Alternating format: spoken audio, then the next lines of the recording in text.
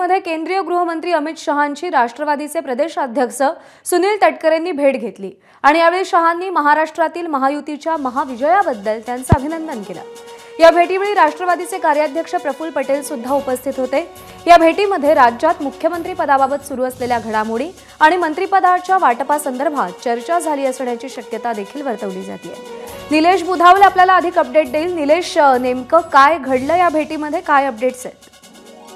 प्रज्ञा, राज्यात महायुती सरकारने ज्या पद्धतीने यश प्राप्त केले त्यानंतर सर्व थरातून मोठ्या प्रमाणात त्यांच्यावर शुभेच्छांचा वर्षाव होतोय। आज हिवाळी अधिवेशनाला आता सुरुवात झाली आणि त्या अधिवेशनाच्या निमित्तानं प्रफुल्ल पटेल आणि प्रदेशाध्यक्ष सुनील तटकरे हे दोघेही राष्ट्रवादीचे महत्त्वाचे पदाधिकारी दिल्लीत आहेत आणि या दोघांनी आज अमित शहांची भेट घेतलेली आहे। खरं तर आत्ताची ही भेट अतिशय महत्त्वाची मानली जाते, कारण राज्यामध्ये सरकार अजून स्थापन झालेलं नाहीये, कुणाला कोणती पदं मिळणार हेही निश्चित झालेलं नाहीये।